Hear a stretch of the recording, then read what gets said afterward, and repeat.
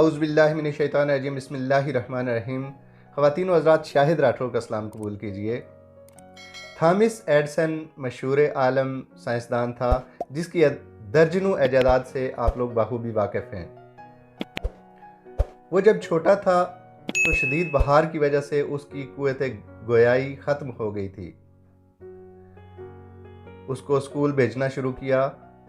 کچھ عرصے کے بعد اس نے ایک دن اسکول سے واپس آ کے ایک لفافہ اپنی ماں کو دیا اور ماں سے کہا کہ یہ اسکول سے استاد نے دیا ہے۔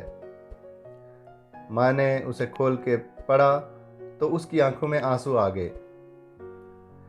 بیٹے نے معصومیت سے پوچھا کہ ماں اس میں کیا لکھا ہے؟ ماں نے بآواز بلند اس کو پڑھا کہ اس میں لکھا ہے کہ آپ کا بیٹا انتہائی جینیس ہے، انتہائی ذہین ہے، اور ہمارا یہ چھوٹا سا اسکول اس کی صلاحیتوں کے مقابلے میں بہت کم تر ہے۔ اس بچے کو آپ خود ہی پڑھائیں یا کسی اعلیٰ ادارے میں اس کو پڑھائیں۔ اس کے بعد اس بچے کو ماں نے پڑھانا شروع کر دیا اور جیسے تیسے کر کے وہ پڑھتا گیا اور کامیاب سائنسدان بن گیا۔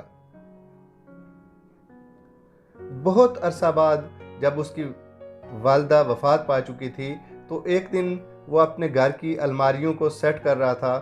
اسی دوران اس کو ایک الماری سے ایک لفافہ ملا اور اس نے جب کھول کے دیکھا تو وہ وہی خط تھا جو استاد نے اسکول سے بھیجا تھا، اور جب اس نے اس کو پڑھا تو اس پہ لکھا تھا کہ آپ کا بیٹا انتہائی کن ذہن اور غبی ہے، ہم اسے مزید نہیں پڑھا سکتے، لہٰذا اسے آپ خود ہی پڑھائیے۔ ایڈسن کی آنکھوں میں اس وقت آنسو آئے اور اس نے اپنی ڈائری نکالی اور اس کے اوپر لکھا کہ ایڈسن تھامس تو کند ذہن اور نالائق ترین بچہ تھا، لیکن ایک ماں نے اس کو صدی کا سب سے بڑا سائنسدان بنا دیا۔ خواتین و حضرات، اگر ہمیں اپنے بچوں کو کامیاب انسان بنانا ہے تو بچپن میں یا اسکول کی ایج میں یا چھوٹی عمر میں کبھی بھی ان کی حوصلہ شکنی نہ ہونے دیں۔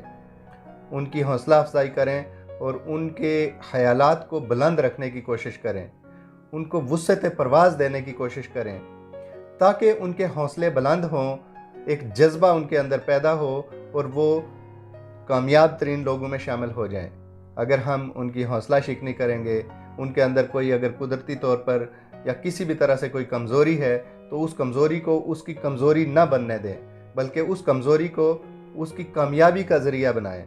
اگر کوئی بچہ معذور ہے تو اس کی معذوری کو بھی اس کی کامیابی بنایا جا سکتا ہے۔ اس کی حوصلہ افزائی کرتے رہیں، اس کو نفسیاتی طور پر اتنا بلند حوصلہ بنا دیا جائے، اتنا مضبوط ارادے والا بنا دیا جائے کہ وہ صحت مند اور عقل مند اور دوسرے جو اس کے ساتھی ہیں، اس کی ایج کے دوسرے بچے ہیں جو ان کے ساتھ مقابلہ کرنے کے وہ قابل ہو جائے۔ تو ہمیں اپنے بچوں کی تربیت کا خصوصی طور پہ خیال رکھنا چاہیے اور یہ بات ہمیشہ یاد رکھنی چاہیے کہ بچے کی حوصلہ شکنی کبھی نہیں کرنی چاہیے، اور بچے کے اندر کوئی اگر کمزوری ہے تو اس کو کبھی بھی اس کی کمزوری نہ بننے دی جائے، اور اس کے ذہن سے یہ بات نکال دینی چاہیے، نکالنے کی کوشش کرنی چاہیے کہ وہ یہ سوچے کہ میرے اندر یہ کمزوری ہے، بلکہ اس کمزوری کو اس کی کامیابی کا ذریعہ بنا دیا جائے، اس کے اندر وہ جذبہ پیدا کر دیا جائے کہ کل آنے والے کل وہ کامیاب ترین لوگوں میں شامل ہو جائے۔ اس طرح کی درجنوں مثالیں ہمارے پاس موجود ہیں، ہمیں روزمرہ دیکھنے کو ملتی ہیں کہ جسمانی طور پہ معذور لوگ جو خود سے چل پھر نہیں سکتے، وہ لوگ دنیا کے کامیاب ترین لوگوں میں شامل ہیں۔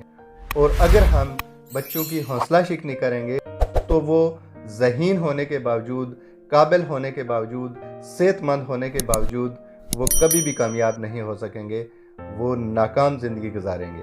یہ ہم تک ہے کہ ہم اپنے بچوں کو کس ڈگر پہ لے جائیں، ان کا جذبہ کس طرح سے بنائیں، ان کی تربیت کس اینگل سے کریں کہ وہ کامیاب شخص بن سکے اور نہ صرف اپنی زندگی کامیاب گزارے بلکہ دوسروں کی کامیاب زندگی کا بھی باعث بنے۔